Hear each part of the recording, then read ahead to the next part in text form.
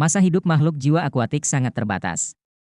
Jika kita tidak mampu mengatasi batas ini, pada dasarnya kita akan menua dan mati.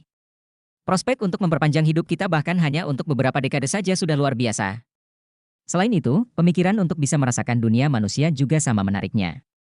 Oleh karena itu, kami menjadi sangat tertarik dengan idenya. Setelah itu, manusia itu mengeluarkan roh untuk kita lihat.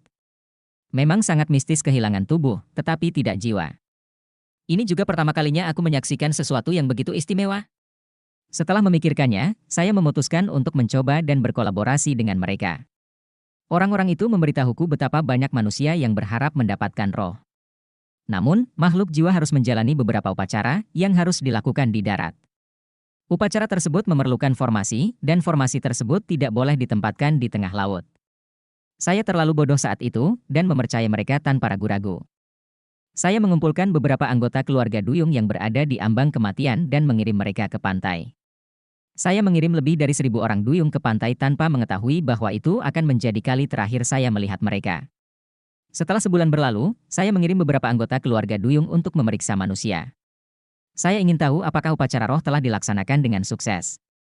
Manusia-manusia itu memberitahu kami bagaimana para merfolk yang aku kirim semuanya berhasil menjadi roh. Selain itu, mereka mengatakan kepada saya bahwa mereka menyadari bagaimana makhluk air lebih cocok untuk menjadi roh daripada makhluk jiwa normal.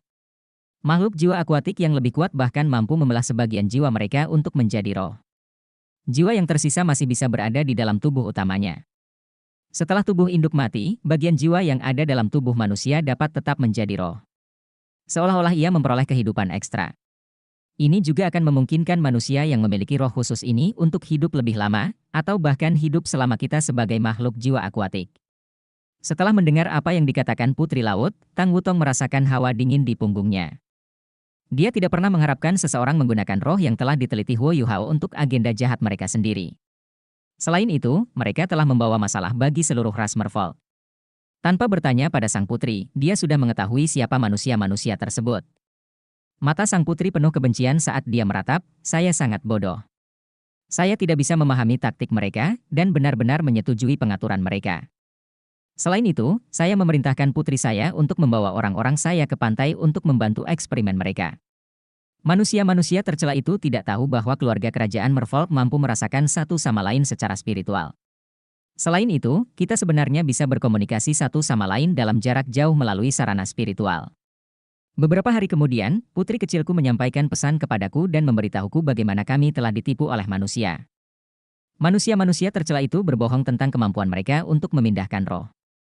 Kelompok merfolk pertama kami semuanya telah ditipu oleh manusia untuk melepaskan roh mereka sebelum mereka semua dijadikan roh pembalas.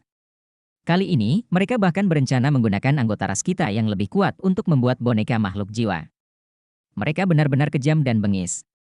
Meskipun saya terkejut, saya segera mengumpulkan orang-orang saya untuk menyelamatkan putri kecil saya. Namun, manusia tercela itu sudah siap menghadapi kita. Penyelamatan kami tidak hanya gagal, tetapi kami juga kehilangan banyak anggota keluarga duyung dalam pertempuran tersebut. Lagi pula, begitu kita meninggalkan air laut, kekuatan kita berkurang drastis. Pada akhirnya, saya nyaris tidak berhasil menyelamatkan putri kecil saya. Meski begitu, dia sudah disiksa hingga mencapai batas kemampuannya. Ketika dia berhenti di sini, putri laut dan putri duyung dengan mahkota perak sudah menangis. Permaisuri salju, katakan padaku, bagaimana aku bisa tidak membenci manusia-manusia tercela itu? Setelah itu, saya mengumpulkan kembali orang-orang saya, dan kami melancarkan serangan yang tak terhitung jumlahnya terhadap mereka. Namun, mereka selalu mampu menghalau serangan kami dengan senjata aneh mereka. Sekarang, saya telah memberikan perintah untuk membunuh manusia manapun yang berani memasuki Laut Es. Saat dia berbicara sampai di sini, sang putri tidak lagi berusaha menyembunyikan niat membunuhnya. Permaisuri salju segera mengerutkan kening. Aku tidak percaya ini.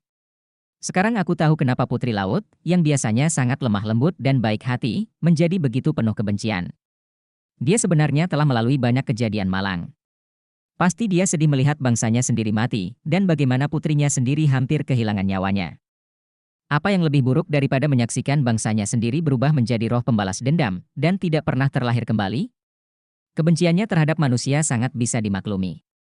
Tang Wutong berseru, Yang Mulia, Anda semua telah ditipu. Orang-orang itu bahkan bukan pencipta roh. Yuhao lah yang menciptakannya. Saat dia berbicara, dia menunjuk ke arah Huo Yuhao yang berdiri di sampingnya.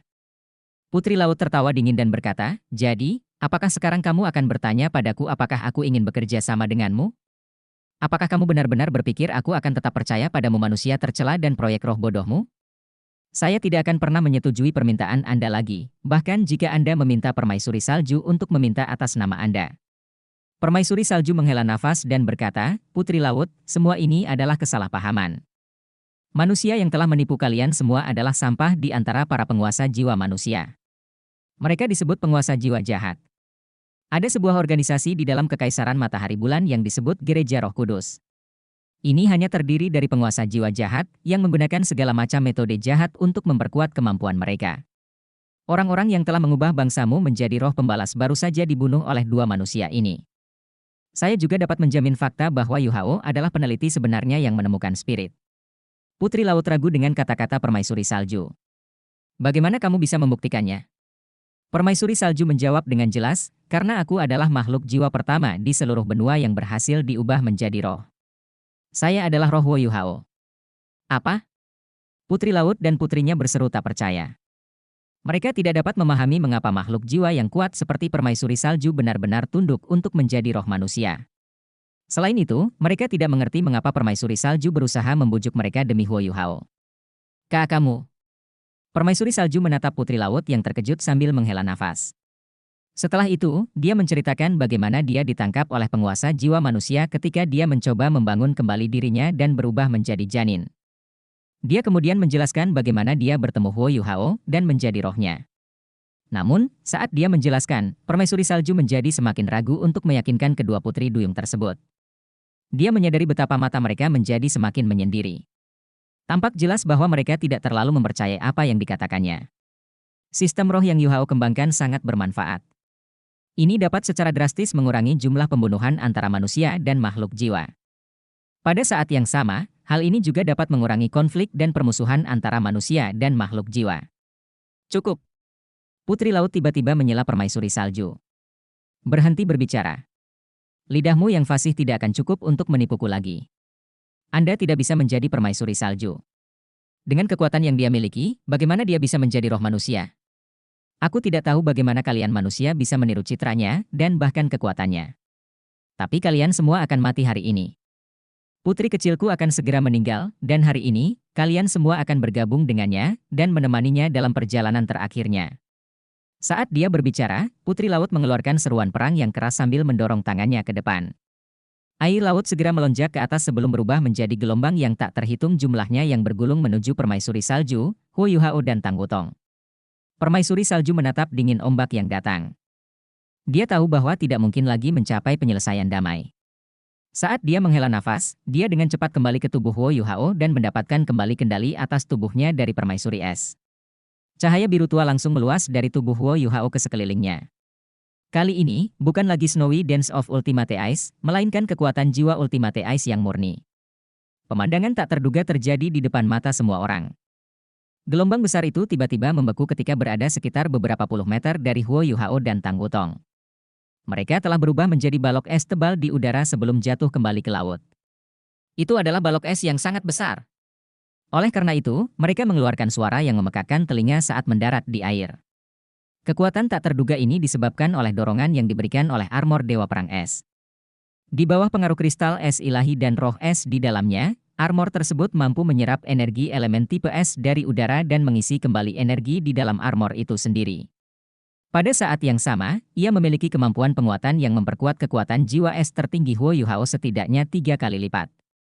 Karena ia memiliki kemampuan regeneratif internal dan kemampuan amplifikasi eksternal, menyebutnya sebagai pelindung generasi tidaklah berlebihan. Selain itu, ia memiliki kemampuan ofensif dan defensif yang luar biasa. Saat balok es raksasa itu mendarat di laut, permaisuri salju mengendalikan tangan Huo Yuhao saat dia mengepalkan tangannya. Seketika, suara keras kedua terdengar. Balok es meledak di bawah kendali Huo Yuhao saat gelombang kejut menyebar jauh ke seberang lautan. Segala macam struktur es terapung segera dihancurkan oleh pecahan es dan gelombang kejut. Kehancuran mereka menjamin kehancuran balok-balok es di sekitarnya sebagai reaksi berantai yang terbentuk di permukaan laut. Ledakan es. Kali ini, bukan Huo Yuhao yang melakukan ledakan es. Ini karena orang yang mengendalikan Huo Yuhao ketika dia mengepalkan tinjunya adalah permaisuri es. Ice Explosion adalah kemampuan yang sangat kuat yang dimiliki oleh Ice Jade Scorpions. Sebelumnya, ketika permaisuri es memilih untuk menjadi jiwa bela diri kedua Huo Yuhao selain menjadi cincin jiwanya, dia tidak dapat menyerahkan keterampilan jiwa ini kepadanya. Namun, ketika mengendalikan skill Ice Explosion, Ice Empress jelas lebih baik daripada Snow Empress.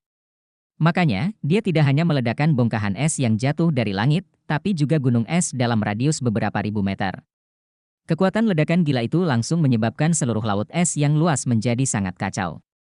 Di antara 5 roh terkuat Huo Yuhao, permaisuri es memiliki temperamen terburuk. Permaisuri es marah setelah menyaksikan bagaimana putri laut begitu menuntut dan tidak masuk akal bahkan setelah permaisuri salju mencoba meyakinkannya secara pribadi. Dia tidak tega melihat bagaimana putri laut mengancam akan membunuh Huo Yuhao dan Tang Wutong. Oleh karena itu, permaisuri es memilih untuk meledakkan gunung es di sekitar mereka.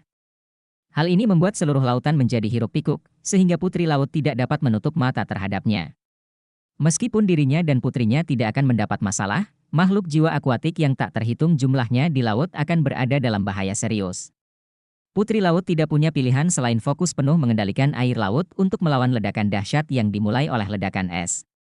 Dia harus menahan ledakannya untuk mencegahnya mempengaruhi dunia bawah laut. Permaisuri salju ragu-ragu sejenak sebelum memberi isyarat kepada Tang Wutong. Bersama-sama, mereka terbang ke kejauhan. Dengan ledakan es yang mengganggu putri laut, perlu beberapa saat sebelum dia bisa mengejar mereka. Permaisuri salju merasa kecil kemungkinannya putri laut akan mengejar mereka lagi. Namun, sepertinya permaisuri salju telah meremehkan kebencian sang putri terhadap manusia. Tepat ketika mereka telah terbang sedikit, gelombang raksasa muncul kembali saat mengejar mereka.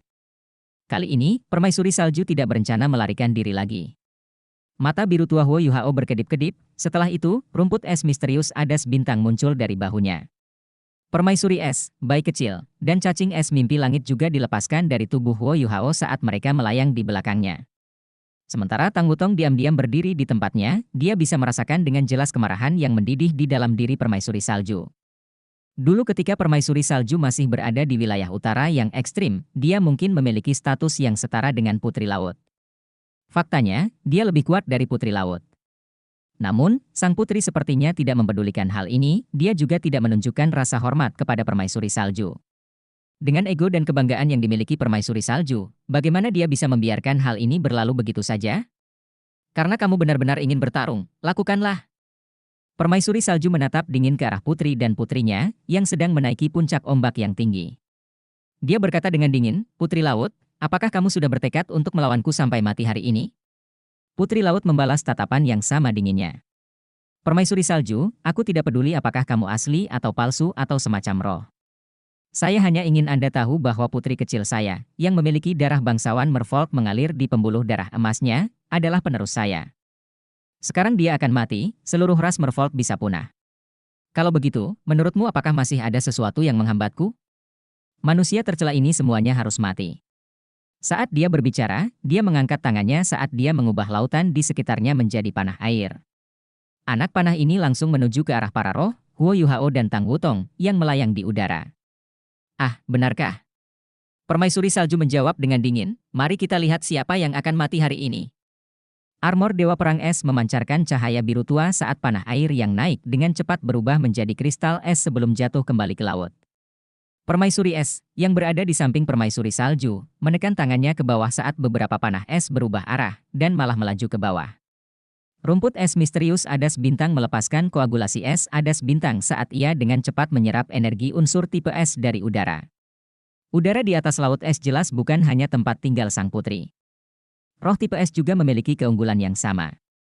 Airbai mengeluarkan cahaya putih menyilaukan dari tubuhnya saat udara di sekitarnya mulai menjadi sangat tidak stabil dan ganas. Badai salju raja beruang es. Pada saat ini, angin dan awan sedang melonjak dengan latar belakang gelombang besar di permukaan laut es. Pertempuran besar akan segera terjadi. Skydream Iceworm telah berubah menjadi cahaya keemasan sebelum muncul di depan Tang Wutong.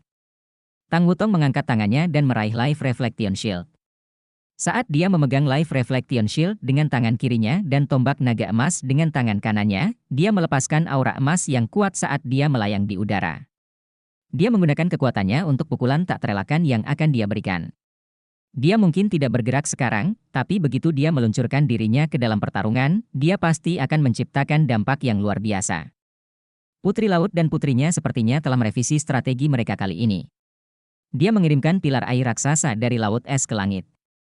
Pilar-pilar itu ditujukan ke Huo Yuhao dan Tang Wutong. Meskipun kekuatan jiwa es tertinggi mampu membekukan pilar-pilar ini, aliran air yang terus-menerus di dalamnya akan segera menyiram lempengan es ke Huo Yuhao dan Tang Wutong. Tidak ada kemungkinan mereka langsung mendarat kembali ke laut.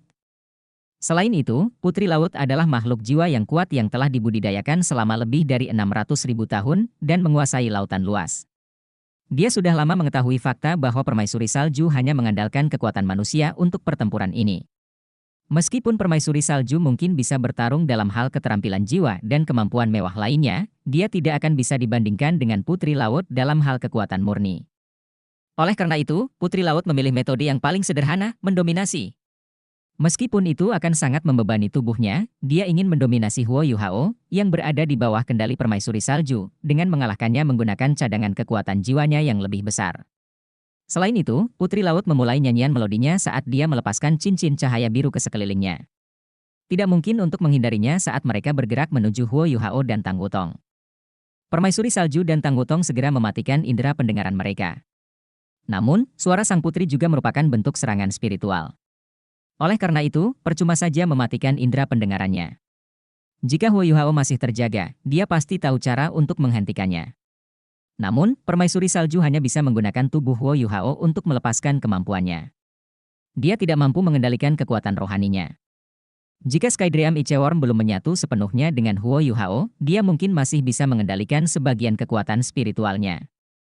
Namun, setelah Huo Yuhao menyatukan tengkorak takdir singa emas bermata 3 dengan tubuhnya, dia tidak lagi mampu mengendalikan kekuatan spiritualnya. Sensasi memusingkan yang kuat mulai melanda mereka. Kekuatan spiritual sang putri terlalu kuat. Di bawah tekanan kekuatan jiwa superiornya dan gelombang kejut kekuatan spiritualnya yang terus-menerus, permaisuri salju tidak mampu melepaskan kekuatan serangannya secara efektif. Kekuatan sang putri jelas sebanding dengan ultimate douluo manusia. Karena Huo Yuhao dan Tang Wutong tidak dapat melakukan fusi jiwa bela diri mereka, bahkan dengan dukungan para roh, mereka kalah dalam pertempuran.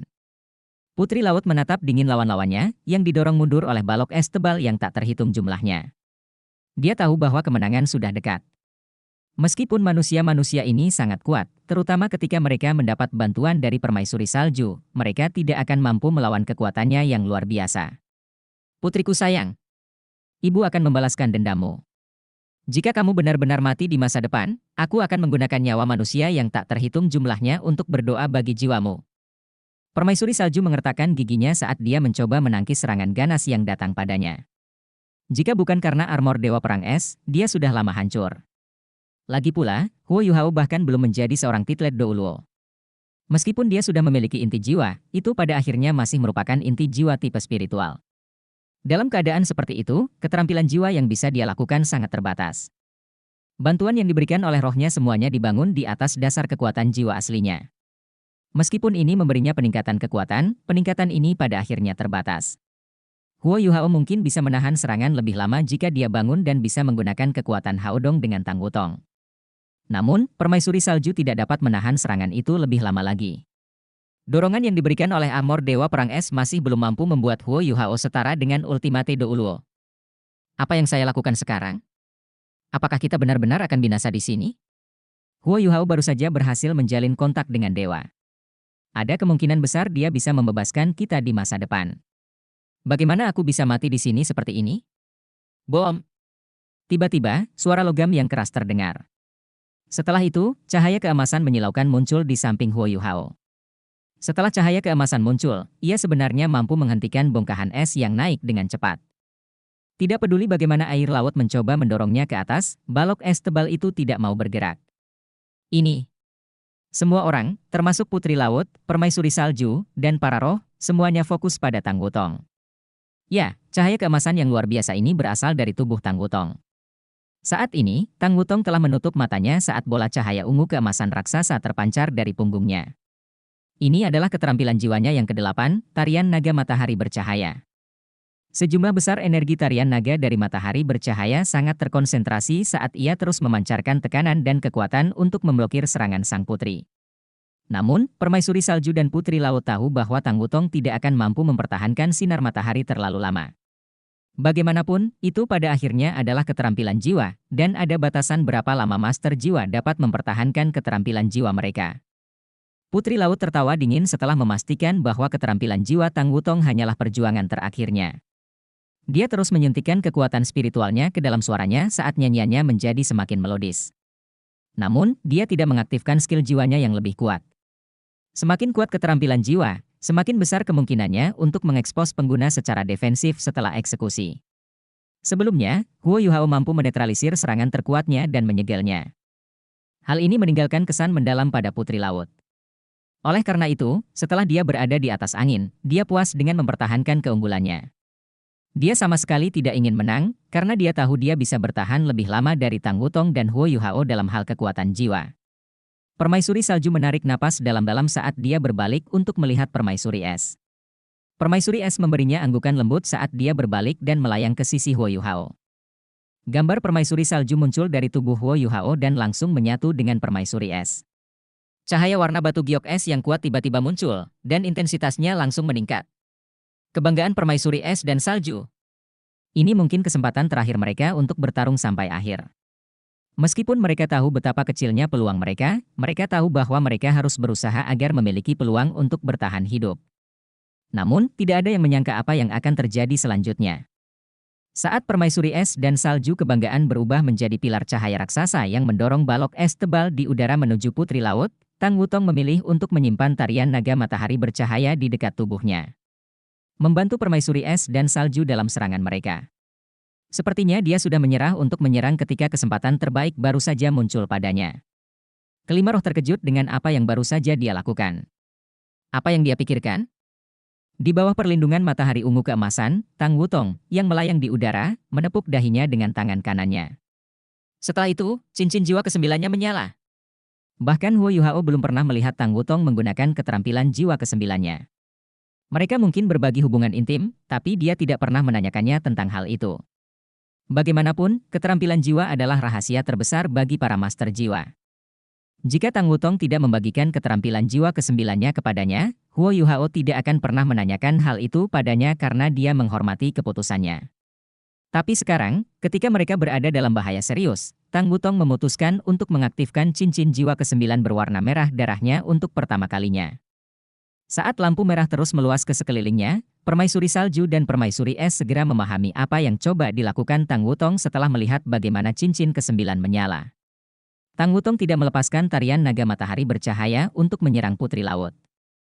Dia telah melepaskannya untuk melindungi dirinya sendiri saat dia menggunakan waktu itu untuk mengeksekusi keterampilan jiwa kesembilannya. Tampak jelas bahwa skill jiwa kesembilannya membutuhkan waktu yang lama untuk diisi sebelum bisa dilepaskan. Putri Laut merasakan jantungnya berdetak kencang saat rasa panik yang tak dapat dijelaskan melanda dirinya. Dia terkejut dengan apa yang dilihatnya. Segera, dia tidak peduli lagi membuang-buang kekuatan jiwa saat matanya berubah menjadi emas. Dia menggerakkan ekor ikan raksasanya saat bayangan emas muncul di belakang punggungnya. Gambar itu identik dengannya. Gambar itu mengangkat tangannya saat kristal heksagonal biru muncul di udara. Tepat ketika kebanggaan permaisuri es dan salju hendak memukulnya, itu diblokir oleh kristal ini. Serangan itu segera hancur, dan Putri Laut tetap tidak terluka. Apakah ini jantung lautan? Permaisuri salju bertanya dengan tidak percaya. Ocean Heart adalah keterampilan jiwa super dongeng yang hanya bisa dikendalikan dan digunakan oleh kaum merfolk dengan garis keturunan emas. Itu bisa memberikan kekebalan kepada penggunanya dari serangan berbasis energi apapun satu kali pun. Setelah itu, ia akan mentransfer energi dalam serangan yang telah diserapnya kepada penggunanya, memungkinkan mereka menggabungkan kekuatan itu dengan kekuatan mereka sendiri untuk serangan berikutnya. Saat sang putri memegang jantung lautan, dia menetralkan kebanggaan permaisuri es dan salju dan menyerap energinya. Setelah itu, seluruh tubuhnya berubah menjadi emas cemerlang ketika energi spiritualnya melonjak dan menyebabkan gelombang besar di seluruh laut es. Putri Laut mengangkat hati samudera tinggi-tinggi di langit saat pilar cahaya biru melesat ke langit di Tang Wutong. Pilar biru ini mengandung energi yang sangat besar. Itu terdiri dari energi unsur tipe air, energi es tertinggi dari kebanggaan permaisuri es dan salju, dan energi spiritual gila dari Putri Laut. Serangan ini disebut kutukan hati samudera. Itu benar-benar serangan terkuat yang mampu dilakukan oleh Putri Laut. Saat cahaya biru dilepaskan, seluruh langit di atas laut es menjadi gelap. Kilatan petir yang tak terhitung jumlahnya berkelap-kelip di langit, seolah-olah langit akan retak dan runtuh. Permaisuri salju dan permaisuri es sama-sama tercengang oleh hantaman dahsyat yang datang ke arah mereka. Rumput es misterius Adas Bintang mulai bergetar ketakutan, sementara rahang bayi kecil ternganga saat menghentikan badainya. Garis cahaya biru mengarah langsung ke Tang Wutong, dan menghancurkan segala sesuatu yang menghalanginya dan dia. Permaisuri salju pasti tahu betapa kuatnya seberkas cahaya itu. Sebelum dia menjadi roh, dia juga mampu membunuh musuhnya dengan satu pukulan dari gletser tanpa salju setelah menyiapkan domainnya. Kecuali jika benar-benar diperlukan, makhluk jiwa yang memiliki tingkat kultivasi tinggi tidak akan pernah menggunakan teknik mematikan seperti itu. Putri Laut pasti merasa cukup terancam oleh keterampilan jiwa ke-9 Tang Wutong sehingga memutuskan untuk menggunakan hati lautnya. Kita harus tahu bahwa Ocean Heart membutuhkan waktu 1 bulan untuk diisi ulang sebelum dapat digunakan kembali. Saat ini, Tang Wutong sepertinya berada di dunianya sendiri. Dia tampak benar-benar tidak menyadari lingkungan di sekitarnya. Saat cahaya biru terus mendekat padanya, dia tidak menunjukkan tanda-tanda perlawanan. Cahaya keemasan menyala saat bergerak di depan Tang Wutong. Itu adalah Life Reflection Shield yang mendarat di tangannya. Pada momen krusial ini, Skydream Iceworm adalah satu-satunya yang masih mampu menjaga pikirannya tetap jernih. Ia pasti tahu bahwa dia tidak akan mampu menahan serangan ini. Namun, dia hanya ingin berjuang untuk beberapa waktu demi Tang Wutong. Saat ini, dia hanya memikirkan semua hal yang terjadi antara Huo Yuhao dan Tang Wutong, serta kesengsaraan yang telah dia atasi bersama Huo Yuhao. Dia tidak ragu-ragu atau memiliki motif tersembunyi apapun. Yang dia ingin lakukan hanyalah melindungi Tang Wutong dalam waktu singkat untuk Huo Yuhao. Dan kemudian, pada saat itu juga, Huo Yuhao, yang tidak sadarkan diri, tiba-tiba terbangun oleh energi misterius. Matanya tiba-tiba bersinar karena ketakutan dan tekad. Donger! Wutong! Cahaya yang menyilaukan menyala saat keempat roh dibuang ke samping oleh Huo Yuhao. Dia segera menempatkan dirinya di hadapan Tang Wutong tepat ketika cahaya biru hanya berjarak 3 meter darinya. Dia mengulurkan tangan kanannya untuk mengambil Life Reflection Shield dari Tang Wutong sebelum mengayunkannya keluar. Dia berbalik menghadap Tang Wutong. Mata Huo Yuhao perlahan tertutup saat dia kembali ke kondisi tidak sadarkan diri. Namun, wajahnya menunjukkan senyuman puas. Dia tidak tahu apa itu cahaya biru. Faktanya, seluruh kebangkitannya murni di bawah sadar. Namun, dia sudah puas dengan apa yang baru saja terjadi. Dia mampu menerima pukulan demi kekasihnya. Apa yang lebih memuaskan daripada bangun dalam waktu singkat untuk melakukan itu? Skydream Iceworm berubah kembali menjadi bentuk manusia setelah dilempar keluar. Air mata sudah mengalir di wajahnya saat dia mencoba mengendalikan emosinya.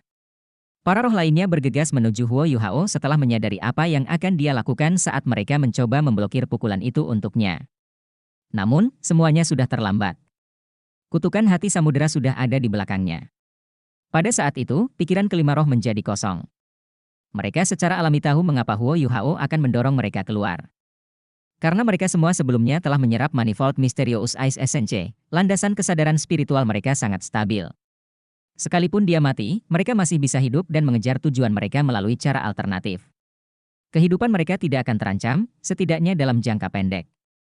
Huo Yuhao tidak ingin mereka mati demi dia. Putri Laut dan putrinya juga terkejut melihat Huo Yuhao meletakkan tubuhnya di depan Tang Wutong tanpa ragu-ragu. Mereka sangat tidak nyaman melihat demonstrasi cintanya.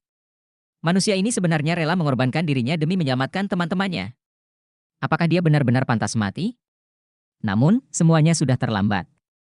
Serangan yang dilepaskan oleh Putri Laut telah mencapai punggung Huo Yuhao. Putri Laut tidak percaya bahwa dia akan mampu menahan serangan ini. Baik Tang Wutong, manusia yang sepertinya mengancamnya, dan Huo Yuhao pasti akan hancur berkeping-keping. Ketika kutukan itu berjarak sekitar 1 kaki dari Huo Yuhao, armor Dewa Perang Es mulai mengeluarkan riak biru tua. Ia mencoba memancarkan Ultimate Eye sebanyak mungkin untuk melawan kutukan. Namun, betapapun kuatnya alat jiwa, penggunanya harus cukup kuat untuk memanfaatkan potensinya. Suara dengungan pelan terdengar dari armor Dewa Perang Es. Seolah-olah ia sedang menangisi pemiliknya. Desahan panjang dan keras terdengar dari posisi di depan Huo Yuhao. Setelah itu, Huo Yuhao terlempar seperti karung goni. Kilatan cahaya biru yang hanya berjarak beberapa inci dari tubuhnya tidak berhasil mengenai dirinya. Tang Wutong melayang diam-diam di udara, seolah-olah dia sudah kehilangan kesadaran. Tarian naga matahari bercahaya yang ada di belakang punggungnya juga telah menghilang. Dia menutup matanya dan tidur seperti kecantikan tidur. Sebuah trisula yang berkilau dengan cahaya keemasan tergantung di hadapannya. Kutukan hati samudera mendarat tepat di ujung trisula. Serangan terkuat sang putri, yang menyaingi serangan Ultimate Douluo, telah dinetralkan. Sang putri ternganga saat dia melihat Ocean Heart yang ada di tangannya hancur. Sebuah tangan ilusi terbentuk di tiang trisula ketika sosok ilusi muncul dari udara tipis. Meski orang tersebut tidak dalam wujud fisik aslinya, dia langsung mampu menenangkan seluruh laut es saat dia muncul. Tidak ada lagi riak atau gelombang di seluruh lautan. Dia memiliki rambut biru panjang yang menyerupai air terjun. Rambut panjangnya yang mencapai kakinya menjadi latar belakang sosoknya yang perkasa dan bahunya yang lebar. Pria itu mengenakan jubah biru yang megah, yang tampak beriak seperti air. Jika seseorang memperhatikan jubahnya dengan cermat, dia akan kehilangan jiwanya di kedalaman jubahnya yang berwarna biru tua. Meskipun wajahnya yang tampan mengisyaratkan bahwa usianya di bawah 30 tahun, ia memiliki sepasang mata cekung yang sangat memikat. Matanya tampak kosong, namun pada saat yang sama, matanya tampak mencakup segala sesuatu di alam semesta. Sesekali, kilatan warna ungu melintas di matanya. Hal ini tampaknya mengisyaratkan hilangnya keindahan yang tak terhindarkan di dunia kita, serta kebenaran menakjubkan tentang kehidupan dan kematian. Permaisuri salju, permaisuri es, cacing es mimpi langit, rumput es misterius adas bintang, dan raja beruang es semuanya membeku di udara setelah sosok samar itu muncul. Bentuk roh mereka tidak lagi bisa bergerak. Huo Yuhao, yang terlempar ke samping juga melayang dengan damai di udara.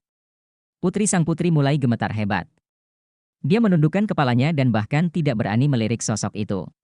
Mata putri laut yang cantik melebar saat sisik ekor ikan raksasanya tiba-tiba melengkung.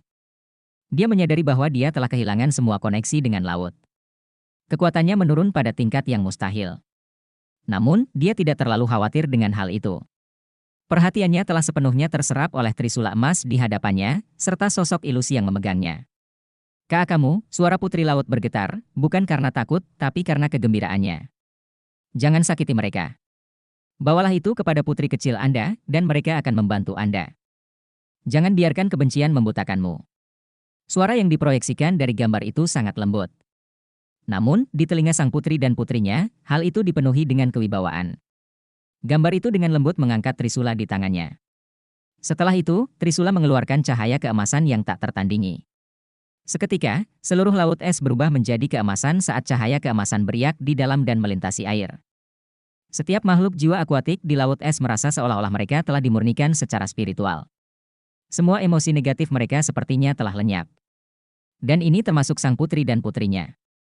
Mereka menemukan ketenangan yang telah lama hilang di dalam hati mereka, dan tidak lagi merasakan kebencian yang mereka rasakan terhadap Huo Yuhao, Tang Wutong, dan manusia pada umumnya. Gambar ilusi itu berjalan menuju Tang Wutong sambil mengangkat tangannya dan membelai rambut panjangnya dengan penuh kasih sayang. Setelah itu, gambar itu berkedip-kedip dan kembali ke dahi Tang Wutong, bersama dengan trisula emas. Tanda trisula emas muncul kembali di dahinya sebelum menghilang lagi. Warna emas di air laut perlahan memudar saat kelima roh di udara perlahan mendapatkan kembali kemampuan untuk bergerak. Mereka semua merasa seperti baru bangun dari mimpi. Suara mendesing. Huo Yuhao tiba-tiba jatuh bebas menuju laut. Dia telah terlempar cukup jauh sebelum ini, jadi dia relatif jauh dari rohnya saat dia terjatuh, sementara Tang Wutong masih tidak sadarkan diri saat dia melayang di udara. Yuhao! Seru permaisuri salju sambil terbang secepat yang dia bisa ke arahnya. Putri laut mengangkat tangan kanannya ke arah Huo Yuhao, dan seberkas cahaya biru menerpa tubuhnya. Tidak, permaisuri salju berteriak ketika roh-roh Huo Yuhao yang lain menerkam ke arahnya secepat mungkin. Tapi bagaimana mereka bisa lebih cepat dari putri laut, yang menembakkan sinar biru ke arahnya? Cahaya biru merembes ke udara saat menelan tubuh Huo Yuhao. 5 roh Huo Yuhao bisa merasakan jiwa mereka bergetar pada saat itu juga, dan ketakutan yang tak terkatakan menjalari tubuh mereka. Mereka tidak dapat membayangkan bagaimana masa depan mereka jika kehilangan Huo Yuhao saat ini. Namun mata mereka bersinar cemerlang sekali lagi di saat berikutnya. Cahaya biru yang menyelimuti tubuh Huo Yuhao segera berubah menjadi lapisan gelembung udara biru yang menyelimuti dirinya. Dia berhenti jatuh dan melayang di udara sekali lagi karena hal itu memungkinkan permaisuri salju untuk melompati. Lapisan gelembung udara tidak memiliki kemampuan menyerang atau bertahan, yang bisa dilakukan hanyalah melayang. Permaisuri salju segera kembali ke tubuh Huo Yuhao dan mengendalikannya. Pembunuhan di mata putri laut dan putrinya telah sepenuhnya lenyap, dan cahaya biru lembut kini bersinar dari tubuh mereka. Sang putri mengangguk ke arah Huo Yuhao dan berkata, "Maaf, permaisuri salju. Sepertinya kita memiliki kesalahpahaman sebelum ini. Permaisuri salju mengubah orientasi dirinya dan berusaha mengingat apa yang baru saja terjadi. Dia merasa sangat heran dan tidak percaya, karena hatinya masih dipenuhi rasa takut bahkan sampai saat ini karena dia takut kehilangan Huo Yuhao. Pada saat yang sama, dia juga takut pada bayangan yang dihasilkan oleh keterampilan jiwa ke-9 Tang Wutong. Bayangan itu telah menekan segala sesuatu di sekitarnya saat muncul. Hal ini lebih mudah dijelaskan untuk para roh karena mereka berada dalam wujud spiritual mereka, dan kekuatan asli mereka telah lama hilang.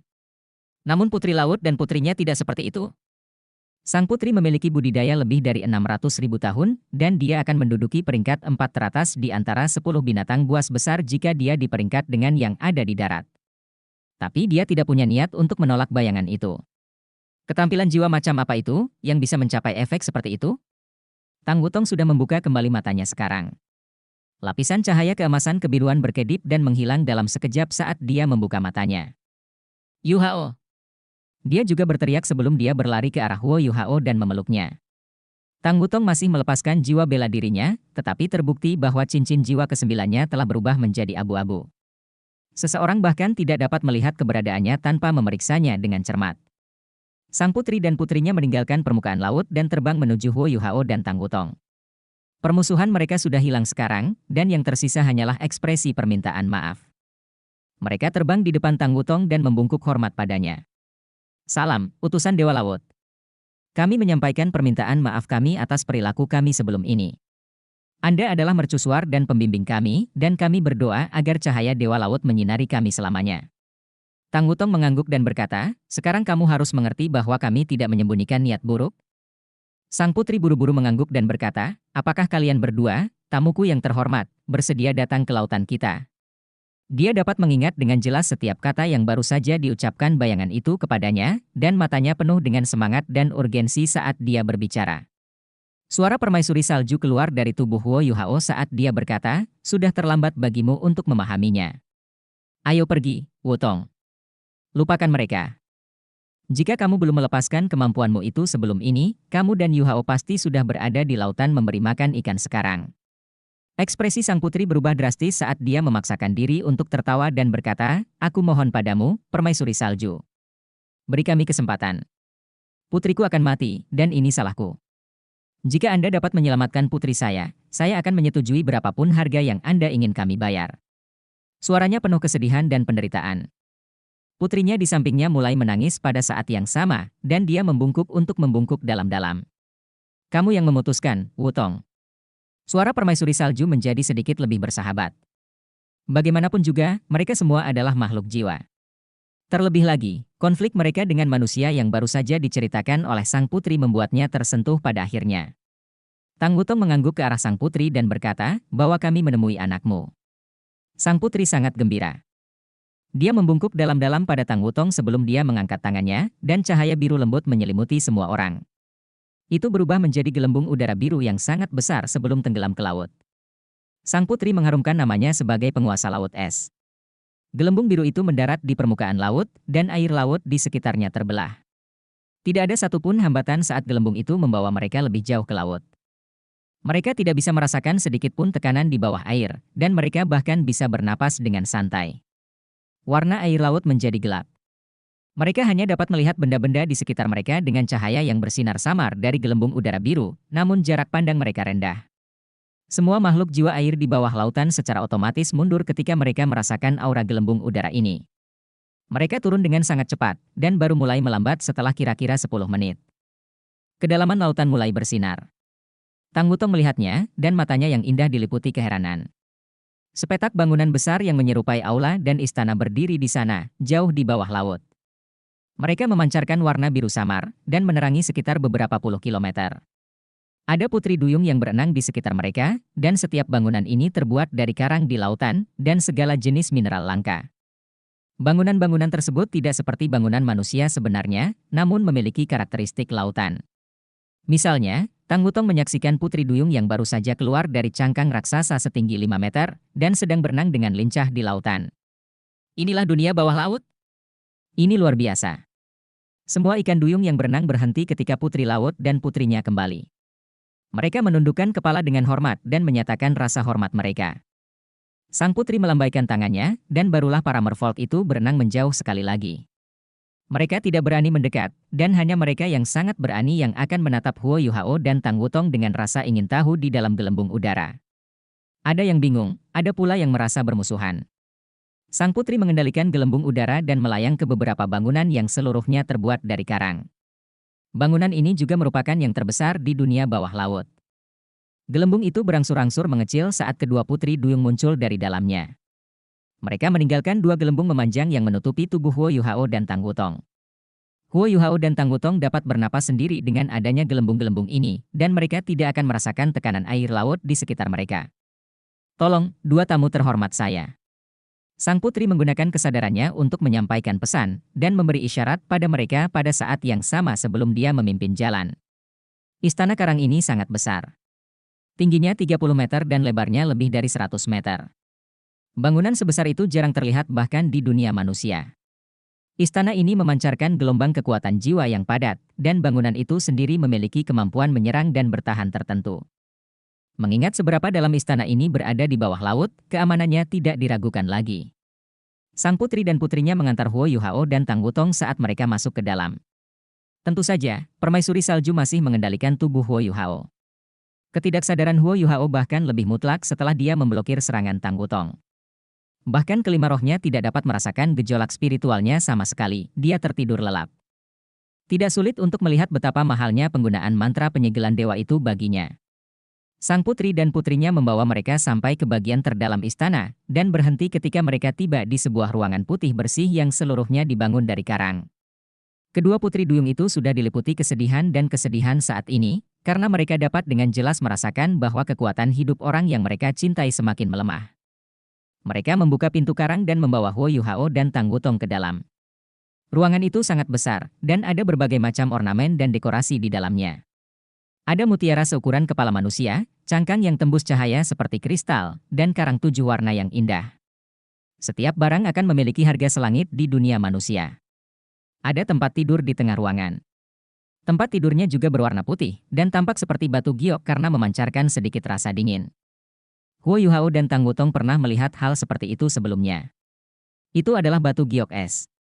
Dulu ketika Huo Yuhao pertama kali menemukan sekte langit jernih, dia telah menyelesaikan fusi rohnya dengan permaisuri salju pada batu giok es, dan hampir membuat kesalahan besar. Ada putri duyung muda tergeletak di atas lapisan batu giok es ini. Dia terlihat sangat mirip dengan putri muda lainnya, hanya saja dia sedikit lebih kecil dan lebih mungil. Dia memiliki rambut biru tergerai dan ekor emas, dan masih memancarkan kecantikan yang menakjubkan meskipun dia hanya terbaring di sana dalam tidur nyenyak. Namun, kekuatan hidupnya sangat lemah hingga hampir tidak terdeteksi. Wajahnya sangat pucat, dan ada sedikit kekalahan. Sepertinya hidupnya akan segera berakhir. Sang putri dan putrinya menangis tak terkendali saat air mata mutiara mereka mengalir di air dan memancarkan cahaya putih redup. Putri laut berbalik dan berlutut menuju Tang Wutong. Saya mohon, tolong selamatkan anak saya. Jika Anda dapat menyelamatkan anak saya berjanji akan memenuhi permintaan apapun yang Anda miliki. Tang Wutong tiba di depan putri duyung yang sedang tertidur lelap, dan dia mengamati kondisinya dengan cermat sebelum dia menggelengkan kepalanya dengan lembut dan berkata, "Maaf, Putri Laut. Tidak ada yang bisa saya lakukan." Putri Laut tertegun sejenak saat air mata keluar dari matanya sekali lagi. Kali ini, air matanya menjadi seperti mutiara emas karena seluruh dunia bawah laut tampak bergetar karena isak tangisnya. Tidak, itu tidak mungkin. Dewa Laut baru saja mengatakan bahwa kalian bisa menyelamatkan anakku, jadi kalian pasti bisa. Aku mohon padamu, tolong selamatkan putriku. Saya bersedia membayar rasa tidak hormat saya sebelumnya dengan nyawa saya. Sang putri menangis terseduh-seduh. Tang Wutong menggelengkan kepalanya dan berkata, "Putri, bukan karena saya tidak mau membantu Anda, tetapi saya benar-benar tidak memiliki kemampuan itu. Mungkin, ada sesuatu yang bisa dia lakukan jika dia masih terjaga. Tapi dia pingsan karena pertarungan yang baru saja dia lakukan denganmu, dan dia mengeluarkan terlalu banyak kekuatan spiritual." Putri Laut akhirnya mengerti bahwa dialah yang menyebabkan hal ini. Dia melirik putrinya di atas kasur es batu giok dan kemudian ke Huo Yuhao sebelum dia mengertakkan gigi dan berkata, "Jika dia mengonsumsi terlalu banyak kekuatan spiritual, maka saya punya solusinya." Dia mengangkat tangannya saat dia berbicara dan melambaikannya ke dalam air. Mutiara emas yang dia tumpahkan saat air mata berkumpul di depannya sekali lagi. Sang putri tidak ragu-ragu lagi, dan mutiara emas bersinar di bawah kendalinya dan terbang ke arah Huo Yuhao. Air mata Putri Duyung adalah mutiara paling berharga di dunia, dan mengandung energi spiritual murni. Jika orang normal dapat memperoleh setetes air mata pun, kecerdasan mereka akan meningkat, dan mereka bahkan akan mendapatkan umur panjang dengan memelihara jiwa mereka. Putri Laut adalah Ratu Putri Duyung, dan mutiara emas seperti itu hanya muncul ketika dia sedang dalam kesedihan yang luar biasa. Setiap mutiara emas adalah bagian dari asal-muasal spiritualnya, dan secara alami akan kembali ke tubuhnya jika menghilang di air laut. Namun pada saat ini, dia langsung menyalurkan energi air matanya kepada Huo Yuhao. Dengan kata lain, dia menggabungkan sebagian dari asal-muasal spiritualnya dengan dia. Cahaya keemasan samar mengelilingi Huo Yuhao saat mereka secara bertahap menyebar ke dalam tubuhnya. Aura spiritual Huo Yuhao segera bertambah padat, dan permaisuri salju juga melepaskan kendali atas tubuhnya. Dia membiarkan Huo Yuhao menyerap kekuatan spiritual sang putri dalam gelembung udara itu. Setiap mutiara emas mendarat di dahi Huo Yuhao sebelum menghilang ke dalam. Mata takdir Huo Yuhao terbuka tanpa suara setelah beberapa saat, dan inti jiwanya yang tembus cahaya jauh di dalam pupilnya berputar dengan cepat saat menyerap asal mula spiritual sang putri yang luas dari mutiara emas itu. Inti jiwa spiritual Huo Yuhao pada awalnya sedalam mungkin, dan segala sesuatu di sekitarnya seperti lubang hitam. Namun, setelah menyerap kekuatan spiritual itu, inti jiwa gelap perlahan ternoda dengan lapisan emas saat rotasinya melambat. Namun auranya menjadi semakin stabil. Mengolah inti jiwa adalah tugas tersulit bagi para master jiwa. Mengapa begitu sulit untuk berkembang setelah menjadi titel Douluo? Alasannya adalah karena seorang berjudul Douluo harus terus mengkonsolidasikan inti jiwanya jika dia ingin meningkatkan kultivasinya, dan dia harus meningkatkan kekuatan dan stabilitas inti jiwanya. Seberapa sulitkah hal itu? Terlebih lagi, ini adalah tugas yang tidak dapat dilakukan oleh kekuatan eksternal sama sekali dalam keadaan biasa. Huo Yuhao sepertinya diberkati dari kemalangannya. Sang putri adalah makhluk jiwa yang dapat dianggap sebagai salah satu makhluk paling mahir dalam menggunakan kekuatan spiritual di dunia. Kekuatan spiritualnya tidak sombong dan dominan seperti Raja Tiran Evile, namun dipenuhi dengan kehangatan dan kelembutan seperti air laut, dan mutiara emas ini adalah air mata yang berasal dari asal spiritualnya, sehingga mengandung kekuatan spiritualnya yang paling murni. Tidak ada kotoran di dalamnya. Oleh karena itu, Huo Yuhao tidak mengalami masalah apapun selama proses fusi, dan mutiara emas sangat menyehatkan inti jiwanya. Mengubah kualitas dasar inti jiwa melalui kultivasi sangatlah sulit. Apa yang terjadi pada Huo Yuhao berarti inti jiwa spiritualnya tidak lagi berada pada standar aslinya, dan sedang mengalami peningkatan kualitatif. Seberapa sulitkah untuk mengalami peningkatan kualitatif seperti itu pada tingkat kekuatan spiritualnya? Perubahan kualitatif ini pasti akan sangat membantunya untuk membentuk inti jiwa keduanya. Kontrolnya akan meningkat pesat. Sang putri berhenti setelah 49 mutiara emas menyatu dengan Huo Yuhao. Wajahnya menjadi sedikit pucat, dan aura rohaninya jauh lebih lemah dari sebelumnya. Dia membutuhkan makanan selama puluhan ribu tahun untuk pulih setelah mengonsumsi begitu banyak asal spiritualnya. Tentu saja, itu tidak penting bagi Putri Laut. Hal terpenting baginya adalah menyelamatkan anaknya. Kekuatan spiritual Huo Yuhao terpelihara sedemikian rupa sehingga dia akhirnya perlahan-lahan terbangun dari tidur nyenyaknya. Perasaan pertama yang dia rasakan saat membuka matanya adalah betapa jernihnya dunia ini. Dia tidak membutuhkan deteksi spiritual agar semua yang ada di sekitarnya bisa masuk akal, dan perasaan itu terlalu ajaib. Apakah ini dunia bawah laut?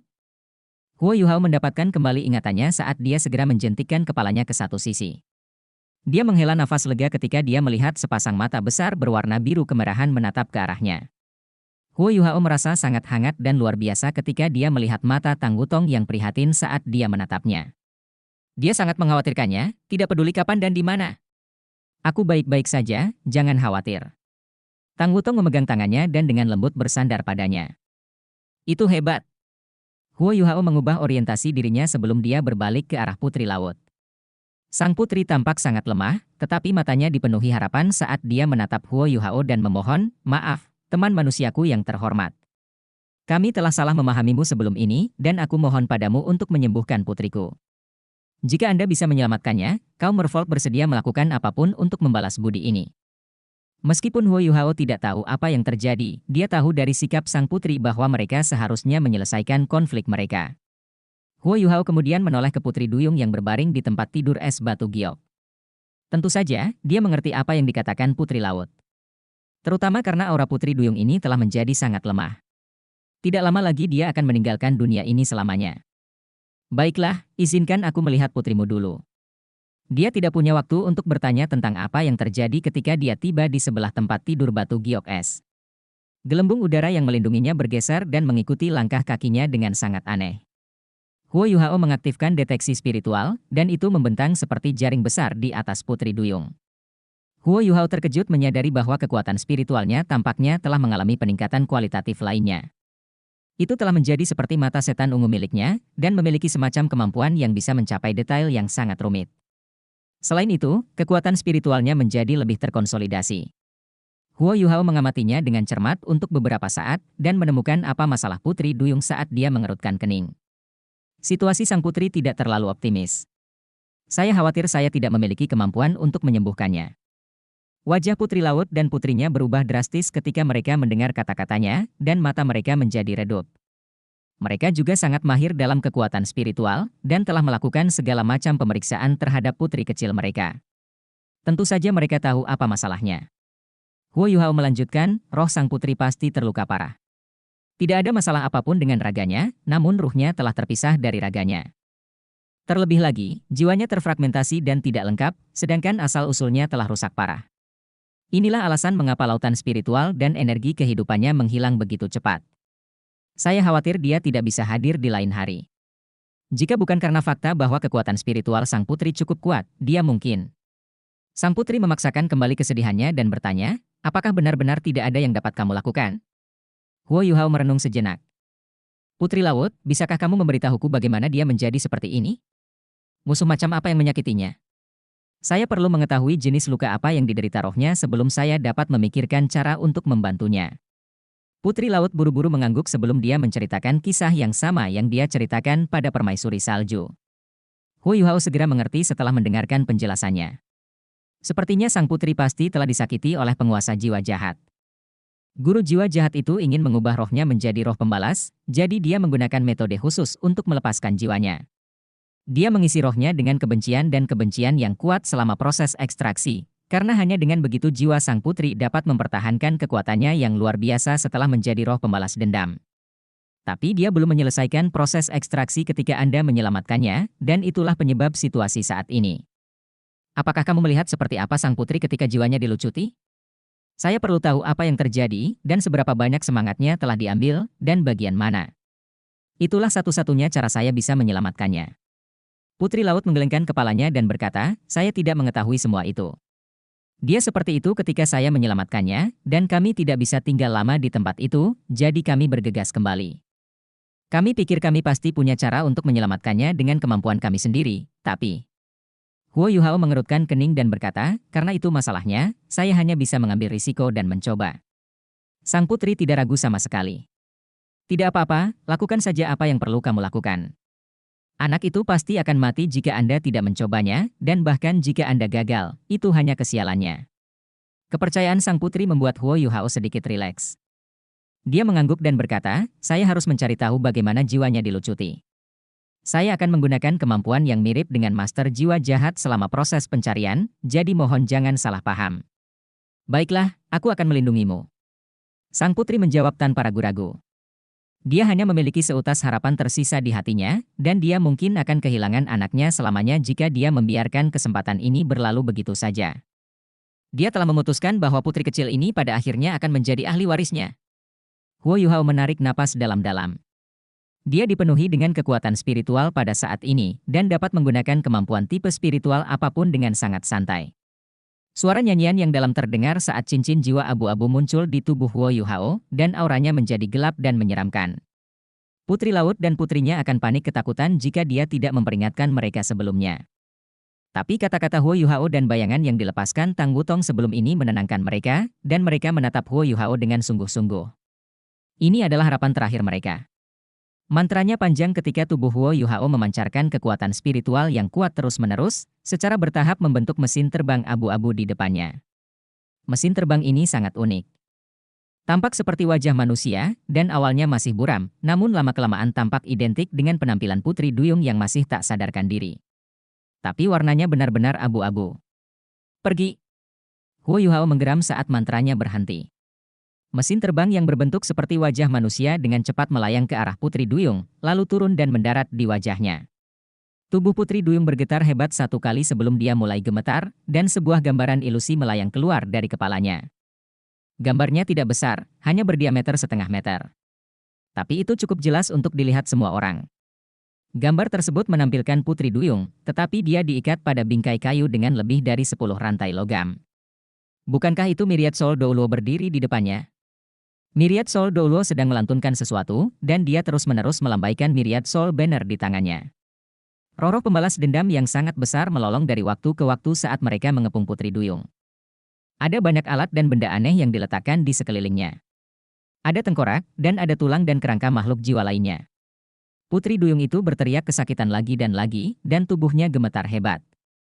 Dia jelas sangat kesakitan. Putri Laut dan putrinya tidak tahan melihatnya, dan mereka menutup mata. Pembalikan waktu. Ini adalah mantra necromantik kuat yang ditinggalkan Electrolus untuk Huo Yuhao. Itu menuntut terlalu banyak dari jiwa seseorang, itulah sebabnya Huo Yuhao tidak pernah menggunakannya. Dia mengambil risiko dengan mencobanya hari ini, dan dia tidak berpikir bahwa dia akan berhasil pada percobaan pertamanya. Kekuatan spiritual Huo Yuhao yang hebat adalah jaminan penting agar dia bisa menyelesaikan mantra ini.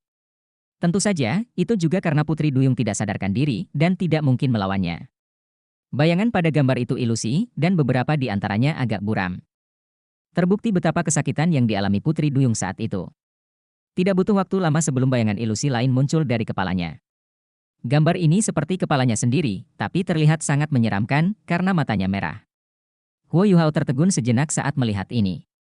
Dia segera teringat bahwa, saat bertarung dengan Myriad Soul Douluo, bukankah ini roh pembalas dendam yang paling tangguh di Myriad Soul Banner miliknya? Jadi, roh pembalas Putri Duyung Myriad Soul Douluo berasal dari Putri Duyung ini. Situasi pada gambar berubah sekali lagi. Myriad Soul Douluo tampak terkejut, dan dia menghentikan mantranya saat dia mengayunkan Myriad Soul Banner miliknya. Roh pembalas Putri Duyung tersedot ke dalamnya sebelum dia pergi. Gambar-gambar itu berhenti ketika bayangan menghilang, dan semuanya kembali ke keadaan semula. Keadaan Putri Duyung tampaknya menjadi lebih buruk di atas lapisan es batu giok, dan energi kehidupannya hampir tidak terdeteksi. Jadi, bisakah dia diselamatkan? Putri Laut bertanya dengan penuh semangat. Huo Yuhao memaksakan diri untuk tertawa dan berkata, saya khawatir itu tidak mungkin. Jiwa sang putri telah mengalami luka yang fatal, dan bahkan mungkin dewa pun tidak dapat melakukan apapun terhadap hal ini. Dari apa yang baru saja kita lihat, guru jiwa jahat itu pasti telah mengambil sebagian jiwanya. Dia menggunakan metode tertentu untuk menakutinya, dan dia memberinya rasa sakit dan penderitaan yang paling hebat sehingga dia mengembangkan segala macam perasaan negatif. Ketika perasaan negatif ini mulai memasuki jiwanya, penguasa jiwa jahat menggunakan metode khusus untuk mengekstrak perasaan negatif ini dan menggabungkannya dengan sebagian jiwanya. Dia kemudian melepaskan bagian jiwanya dan mengubahnya menjadi roh pembalas. Jika Anda tidak muncul tepat waktu, sang putri mungkin benar-benar menjadi roh pembalas. Jika itu terjadi, master jiwa jahat pasti akan menjadi jauh lebih kuat. Tetapi meski begitu, asal-muasal spiritualnya telah rusak, dan hanya separuh jiwanya yang tersisa. Dia tidak mungkin bisa bertahan dalam keadaan seperti ini, dan lautan spiritualnya benar-benar kering, begitu pula energi kehidupannya. Dia dihadapkan pada kematian. Putri Laut terdiam saat mendengar kata-kata Huo Yuhao. Tentu saja, dia tahu perkataannya benar. Dia telah mencoba semua yang dia bisa selama beberapa hari terakhir untuk mencoba menyembuhkan putrinya, tetapi semuanya sia-sia. Deskripsi Huo Yuhao membenarkan spekulasinya sendiri, dan tidak peduli betapa dia tidak mau mengakuinya, dia tahu bahwa itu adalah kebenaran. Apakah benar-benar tidak ada yang bisa kamu lakukan? Putri-putri laut lainnya, Putri Duyung dengan mahkota perak, bertanya dengan cemas. Huo Yuhao terdiam sejenak, lalu berkata, ada kemungkinan sangat kecil bahwa mungkin aku bisa memperpanjang hidup Putri Duyung. Tapi saya tidak bisa menjamin keberhasilannya. Terlebih lagi, meskipun aku berhasil, dia tidak akan menjadi Putri Duyung yang sama seperti sebelumnya. Mata Putri Laut bersinar. Tidak masalah menjadi apa dia selama dia bisa bertahan hidup. Dia hanyalah seorang ibu saat ini, dan dia sudah tidak lagi memikirkan putri kecilnya akan mengambil alih tahtanya. Yang dia inginkan hanyalah putrinya tetap hidup. Huo Yuhao ragu-ragu sejenak, lalu berkata, saya bisa mencoba menyatu dengan jiwanya. Jika aku berhasil, maka dia akan terus hidup sebagai roh. Jika aku gagal, maka semangatnya akan lenyap. Ekspresi sang putri dan putrinya berubah ketika mereka mendengar kata-kata itu. Semangatnya akan lenyap. Itu berarti dia akan dilenyapkan dari dunia dan akan hilang selamanya. Cahaya redup berkedip saat Huo Yuhao berbalik ke arah putri laut. Jika kita tidak mencobanya, semangatnya akan hilang. Anda mengetahui kondisinya saat ini, dan kami tidak dapat mengandalkan kekuatan lain untuk menyatukan jiwanya yang terfragmentasi. Jiwanya seperti kristal yang retak seluruhnya, dan sebagiannya telah diambil. Kami hanya bisa menggunakan kontrak agar retakan itu bisa disatukan kembali dan disembuhkan. Tolong, segera ambil keputusan. Semakin lama Anda menundanya, semakin rendah peluang kami untuk sukses. Yuhao. Tang Wutong tiba-tiba memanggil namanya. Huo Yuhao berbalik ke Tang Wutong. Dia menggelengkan kepalanya ke arahnya, dan matanya penuh ketidaksetujuan. Mereka sudah lama bersama, dan mereka memahami pikiran satu sama lain dengan sangat baik. Dia secara alami tahu mengapa Tang Wutong keberatan. Putri Duyung yang tertidur lelap ini telah menderita begitu banyak kesakitan dan penderitaan akibat tangan manusia, dan dia pasti akan terbangun selama proses tersebut. Persyaratan paling penting untuk fusi roh adalah bahwa jiwa binatang harus kooperatif. Semuanya akan sia-sia jika tidak demikian. Putri Duyung telah menderita begitu banyak kesakitan di tangan tuan jiwa jahat itu. Bagaimana dia bisa bekerja sama dengan Huo Yuhao? Dia harus menerima serangan balik yang sangat keras jika dia gagal.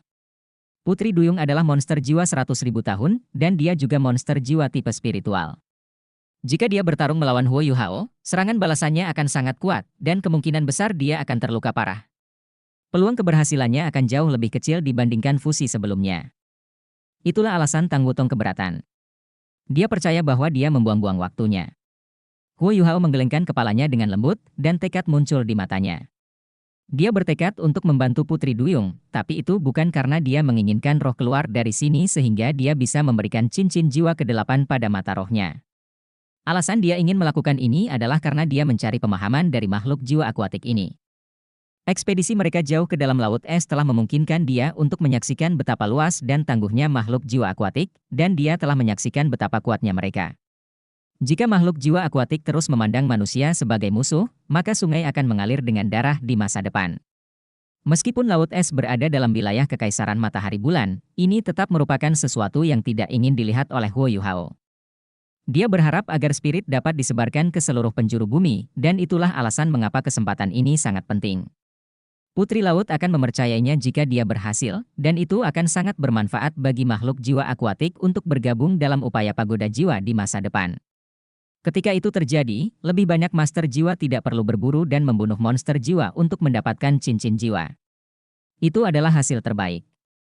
Jadi, Huo Yuhao bersedia mengambil risiko ini. Dia bisa merasakan kekuatan spiritualnya meningkat. Dia tidak yakin apakah upaya ini akan berhasil atau tidak, tetapi dia tetap harus mencobanya, meskipun itu akan mengakibatkan dia terluka parah. Sebuah suara yang dalam terdengar pada saat ini. Putri Laut mendengus sambil berkata, "Baiklah, saya setuju. Tolong lakukan itu. Kamu akan selalu menjadi teman kami, apapun hasilnya." Huo Yuhao berbalik ke arah sang putri, dan kemudian ke putrinya di sebelahnya. Dia mengangguk dengan berat ke arah mereka sebelum dia sampai di samping tempat tidur batu giok es. Jika Tang Wutong tidak melepaskan cincin jiwa ke-9-nya, mereka tidak akan pernah mempercayai manusia. Tapi permusuhan mereka telah benar-benar hilang setelah bayangan itu muncul dari cincin jiwa ke-9-nya, dan bahkan menghilangkan semua pembunuhan dan kebencian di hati setiap makhluk jiwa akuatik lainnya di area ini. Yang ada hanya harapan di hati sang putri dan putrinya. Cahaya redup berkedip saat cahaya sedingin es terpancar dari wajah Huo Yuhao. Mantra yang dalam terdengar sekali lagi. Mereka berada di dasar lautan. Dia dibatasi oleh keadaannya, jadi tidak mungkin dia bisa membentuk formasi sihir untuk mendukungnya. Situasi Putri Duyung juga berarti dia tidak bisa menunda lebih jauh lagi, dan dia harus segera memulainya.